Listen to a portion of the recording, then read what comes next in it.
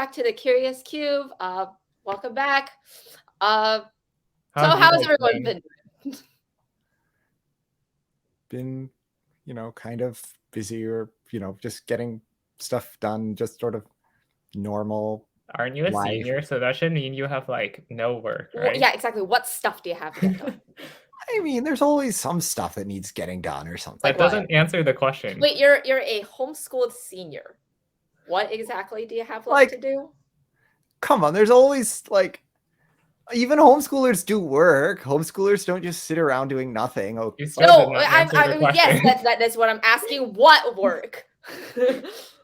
like some of it is like self-studying various like stuff to try to test out of things in college, or like maybe to take some AP tests or Does this various include stuff. the 1803 differential equations exam? Probably.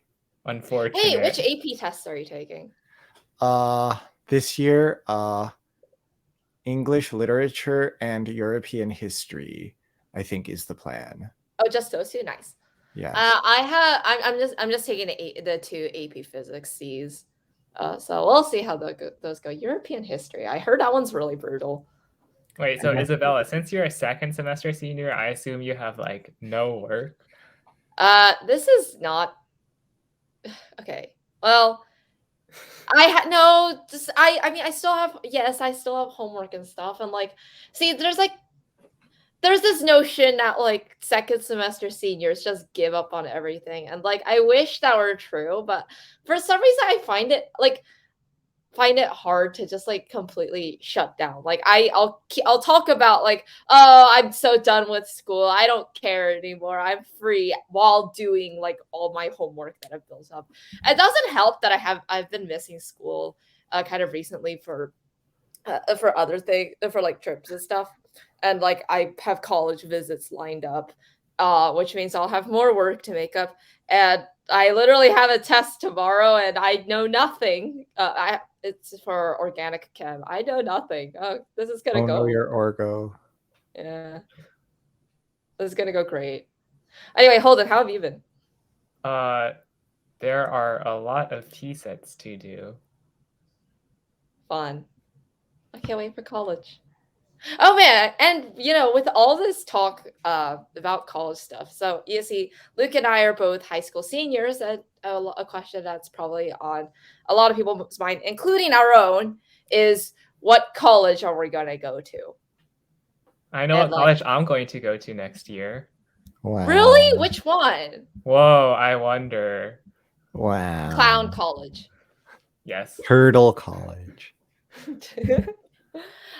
So in this episode, we'll be talking a bit about how math contests, or well, not even math contests like directly, but how math contests and other things have influenced our college application process and our future career prospects, and what we want to do later in life, because we can't just sit here and do math contests forever. That I think that would get boring. Right. So like, we are not going to be high school seniors forever. So in this episode, I guess we're going to think about the future.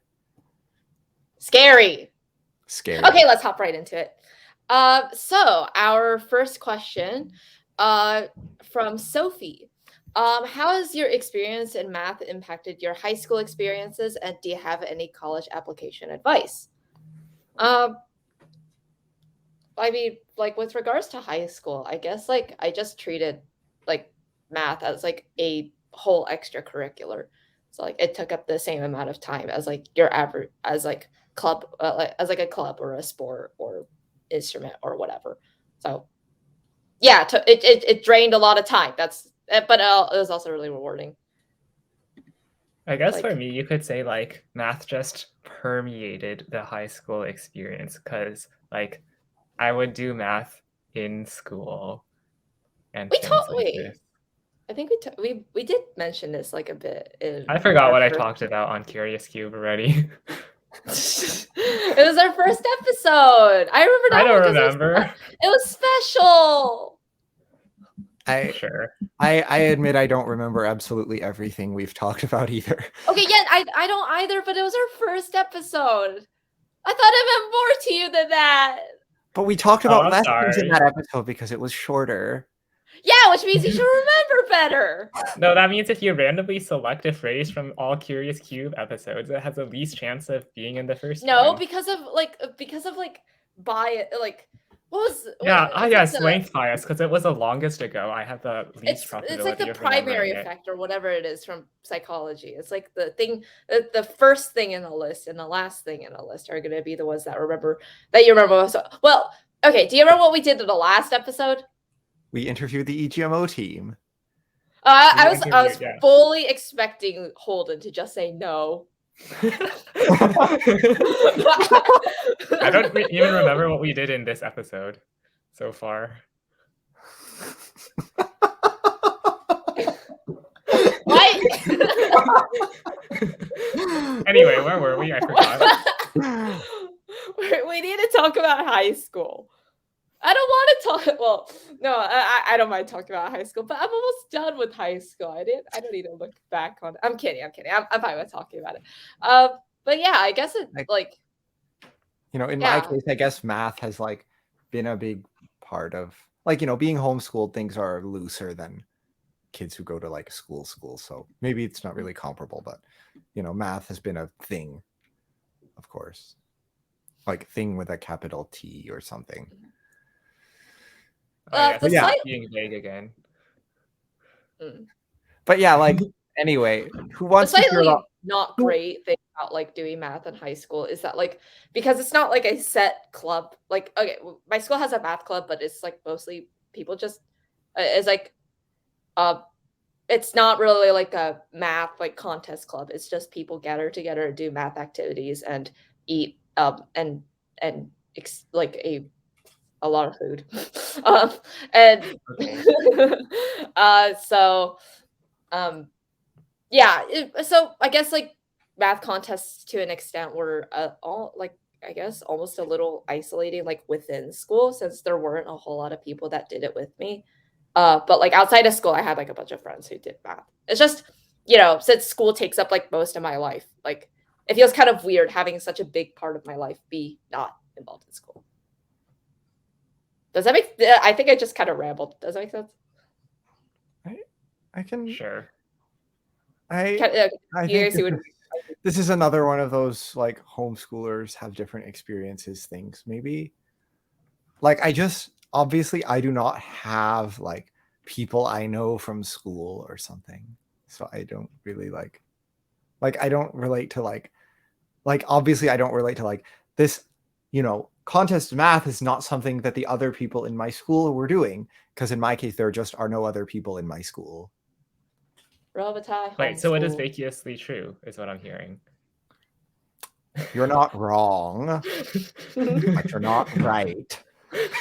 Wait, this is correct. That doesn't mean you're right. That means I'm right. Anyway, no one wants to hear like what?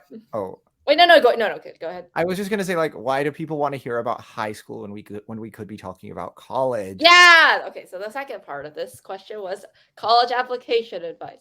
Yeah, we're not gonna be high school seniors forever. We're gonna be out of here soon. So, our college application experience is a bit not unusual. Like, how many school? Yeah. Okay. I see. Okay, like I as a high school senior, like a lot of my classmates applied to like a handful of schools, ranging from like 5 schools to as many as 20 for some kids. I applied to 2. Yeah, I applied to 1. I applied to 2 as well. Wait, like funny story. Like I think my parents found this podcast or whatever, so maybe they're listening or something. But like, hello, Holden's parents. Hello, parents. Hello, elder turtles. They told me not to apply to more than like 5 or something because they were like, the rest of them are just going to be a waste of time, and you're going to only choose 1 anyway. So just like pick 5 and apply to those 5, so you don't waste time on college apps or waste time and money, I suppose. And then like college app season like comes around, and then I only apply to 1, and they're like, you should apply to more. Wait.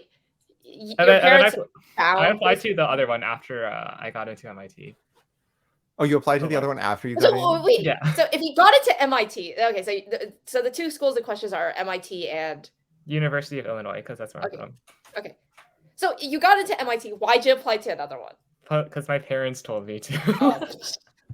Okay. Amazing. Wait. So your parents found out about this podcast. You didn't tell them? Shh. No comment. Amazing. They just found it like floating on the Right, depths this of is, the like, internet, and how they're it like, is. "Wait a minute, is this my son?" This is how it is with like random things I do, apparently. They just see this our beautiful podcast, The Curious Cube, sponsored by the MAA, and oh wait, is that my child? What? Wait, what? Like you know, like My sometimes mom I'm is like bad our at keeping biggest them in the fan, loop. okay? Like she's probably watching this right now. Hi mom, I love you. I can't imagine that, bro. My parents watch too. Hi. Yes, I love my parents too. Oh, So am I obligated to say something or no? anyway. So yeah, our college experience is like a bit odd. Luke, the one school that you applied to is MIT. Yeah, I applied to MIT early with the idea something like, you know, oh, if I don't get in, I will just sort of scramble to apply to some other places. That's what I had some test scores sent to some other colleges like Harvard and Princeton and what have you, but like I never actually like applied because MIT's application is sort of different than the other colleges. Like they have their own essays or something, which they seem like they are not as like MIT's essays are kind of shorter than some other places, so it maybe is like less painful than some places. I don't really know firsthand. I like their prompts more, I think. Like the Common App prompts are kind of my experience is really similar to Luke's. Like I applied to MIT early with the idea that if I didn't get it, then like I would have a miserable winter break scrambling in as many regulars as I could. But I got into MIT, and like I was and I'm still not 100% sure that I'm gonna go, even though I really do like MIT a lot, and I think the chances are quite likely that I'll end up there. But I wanted some other options, so I applied to Harvard as well, got in, and now I'm kind of debating between the two. And like the biggest, like one of the biggest cases of first world problems that ever.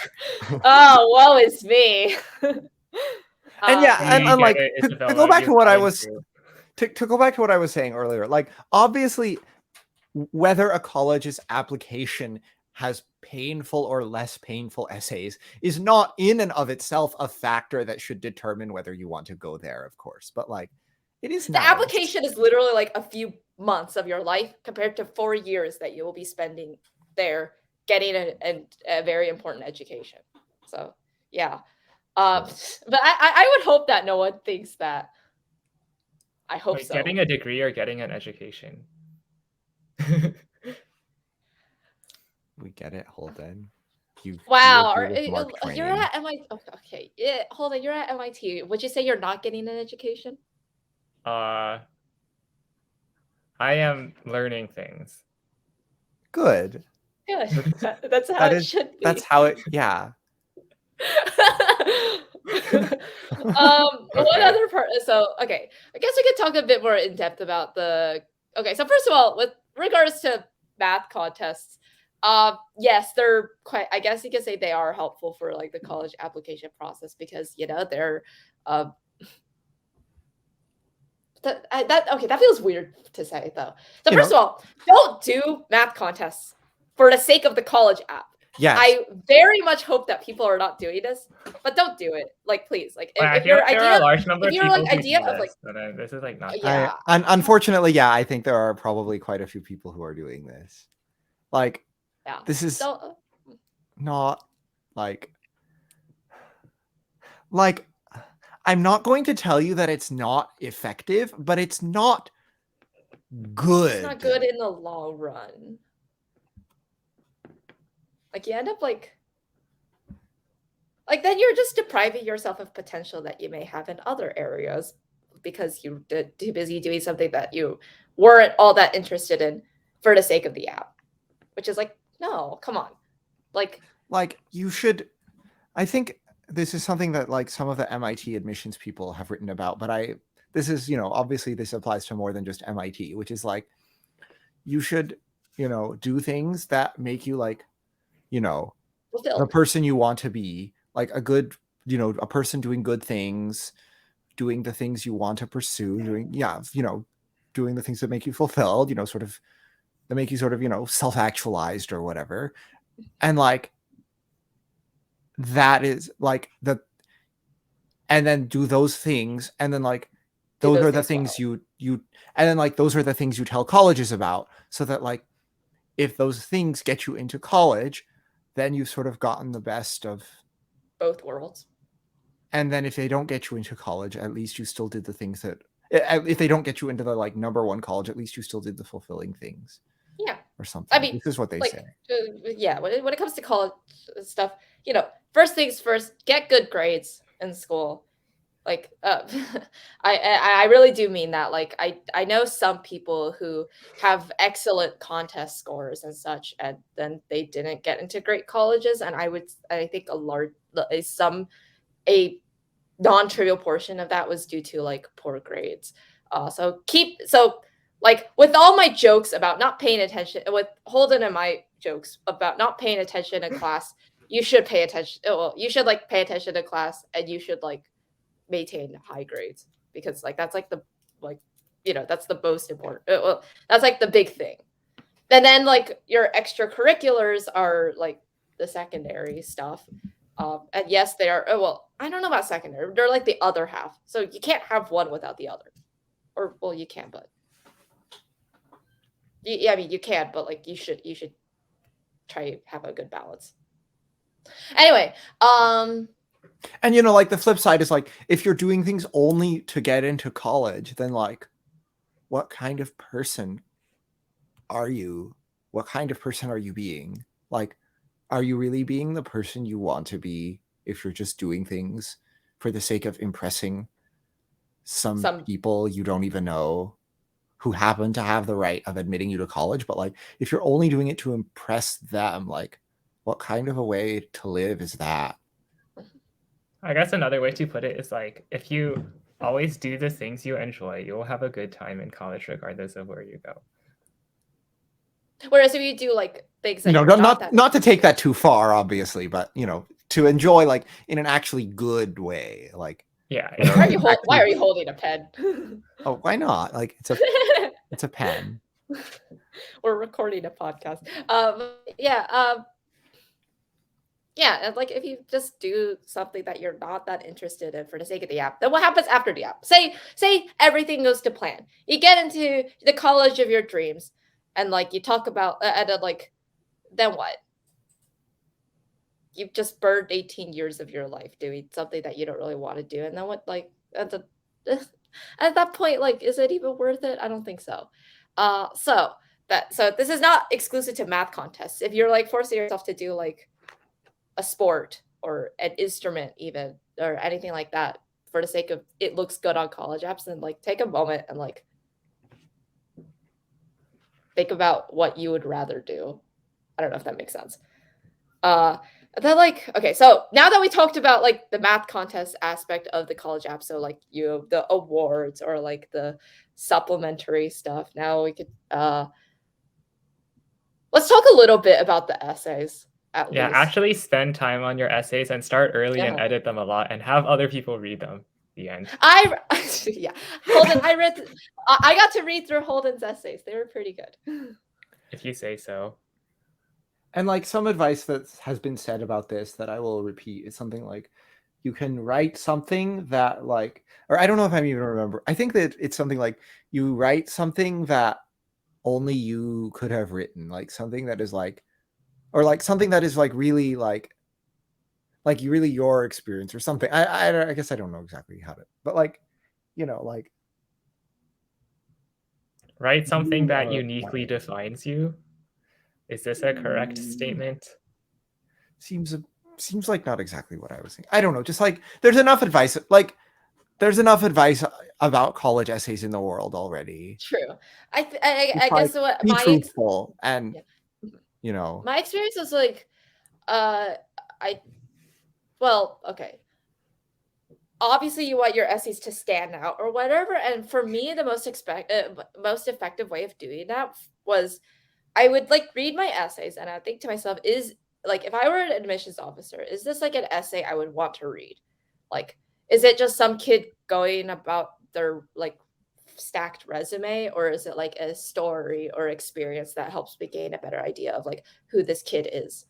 So I guess one way I like tried to do that was I tried to like or I tried to make my essay sound like I would read out my essays out loud and see if like they sounded like me or if they sounded like something I would actually say.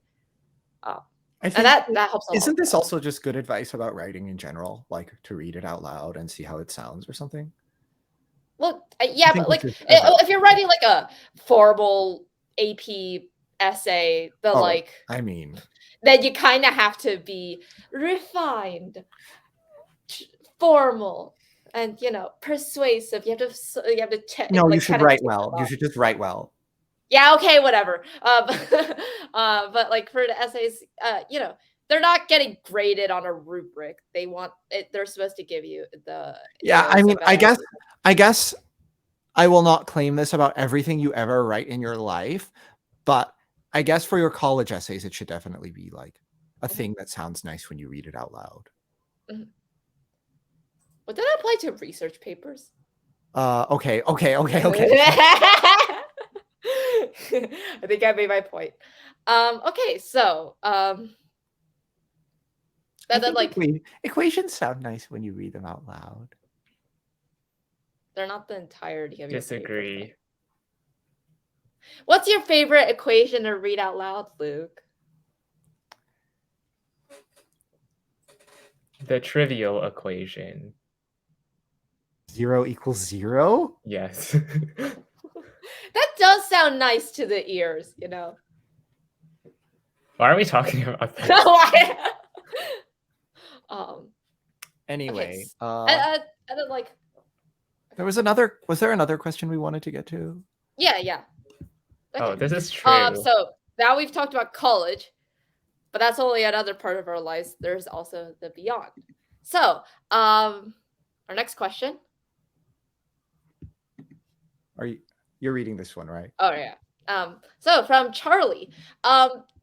Charlie asks, how do you hope to use math in your future? I would like to know myself. Yeah, I don't really have all the answers either. Like for a long time, I've sort of been thinking about like, oh, I want to be a math professor. And like, I still think research can be like really neat and really cool. And obviously we need some professors and like the research is really cool. But I don't think that I want to do only, like, I guess I don't really know, but like, there's like, I don't know that I want to be sure that what I am doing has enough of an application to the real world that it is like justifiable that I am doing it. Like if I only were to do math that is like super ivory tower sort of a thing, like, is it really justifiable to do that when there's so much like helping people that needs to be done in the world sort of a thing? Like, so, like maybe I will still do some of that sort of research, but like, I don't have all the answers exactly right now, but like, it would be nice to do like, I want to do something that like has an impact to like help people, and also like should be something that like can really use math, like in a way, like is still something that like needs some sort of high level of math, like not just something that just anyone, that just a whole bunch of different people could do. Like it would still be nice if it is something that uses math at a high level, so that I'm not just like wasting my math abilities or something. So I don't know what that'll be. Maybe I will be a math professor, or maybe I'll do something that isn't the mathiest, that'll involve some sort of linguistics, or another sort of pet hobby of mine or something. Or maybe I don't know, maybe it'll involve like computational biology or something, or any number of different things. We'll see. Yeah. Wait, okay, I'm not gonna lie, I kind of did not expect that from you, but it's also like a pleasant surprise because that was What did you think I was gonna say? I don't know. Okay. I thought that you were like pretty solidly on the full steam ahead math academia route. I was in macadamia. Dude, that's a good abbreviation. I'm gonna use it from now on. All right, for your birthday, I'll come up with like some white chocolate macadamia nut like cookies, and then like here you go, math academia. Amazing. But yeah, I kind of did not expect that for you, but it's also like kind of very similar to how I feel. So, kind of, uh, I I've definitely so I had like some amount of research experience, and I guess maybe like the three of us could talk about math research or something in the future. Uh, but I also kind of came to the realization that it's not really for me. Um, and some of it is I'm not sure how much of this I want to say, especially like publicly. But I'll kind of give the Cliff Notes version. I had like some moments of so like Luke, I had a long period of thinking I was just gonna be like a math professor and do math research and like lots of academia stuff. And like I had good times with doing math research, but I don't it's not really the kind of thing I see myself doing forever. I'm a bit more active than that. I'm a bit louder than that. I kind of don't want to chain myself to doing research papers forever. So the short version is I still have I still don't really know. Or the longer version is I'm having like a I've recently gotten like a more faint idea of what I've wanted to do or what I want to do. Um, and I'm not sure. I can't really put it into words just yet, but um, I know it'll definitely involve math. That's way too big of a part of my life that I want that that's way too big of a part of my life that I want than that I want to let go of. I cannot word that properly for some reason. It's way too big of a part of your life to let go of or something? Yeah, okay. I'm sorry. English. I cannot English today. But yeah. I don't want to let go of math, and I think it'll always be like it will inevitably be a part of my career. But like, it's probably not going to be academia. Whether it'll be like any number of other things. You know, fine. I don't want to say finance because I'm Please not don't doing say finance. no. I'm not gonna go do crypto NFT stuff. Oh, yeah. Isabella knows how I feel about NFTs. Wait, do Oh I? yeah, fun. So Luke and I did a puzzle. I'm not sure how much I should say. Like we did a puzzle where the It turned out result, it was about NFTs, the and I whole was thing was not about very pleased. NFTs, and Luke was so mad. It was so funny. Amazing. But yeah, I don't really plan on going into like that that field. Not because of the bad like there's a like there's I don't think finance deserves the bad rep it gets from like the crypto crazies out there. Um I feel no shame at just throwing shade at the crypto boys. Hi, I see you. You are on a public podcast. I And am. like, it's not like finance is bad, but like, I think it is important to think about how you contribute to the world, And so, like, it is important to think about how finance contributes to the world if you were thinking about working for them. And like, this is, obviously there are ways that can contribute, especially if, like, I don't know, there are some people who are maybe like, oh, I'm going to go work for a finance company and make a bunch of money, and then I'm going to like donate it all or something. Maybe this is, I don't know, there are a bunch of different things, and this is something to think about or something. Shrug. I don't know. Maybe I don't have quite as much of a. I'm not sure how much of the like saving people or like helping, thing that I necessarily want to do. I definitely want to like contribute to society in like some non-trivial amount, but I don't know if like what I'll do is like directly helping people. But I don't think I want to do finance either, for that matter. I don't know. There's the bunch of things that I could do, and I haven't and I have that egg to crack, and some more self-discovery, I guess. And maybe if I figure it out, I'll share it. But for now, I'm kind of taking that journey a bit like privately. Anyway, Holden. And of course, our viewers should remember that like we are actually quite young. We are really quite young. I'm 18. I'm 18.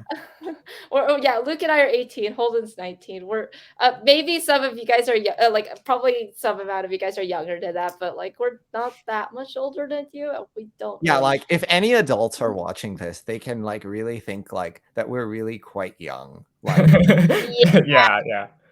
You know, I mean, we're not children, but we're not exactly old. There can definitely be some people watching this who are like older than the combined age of all three of us, you know, so we're still young.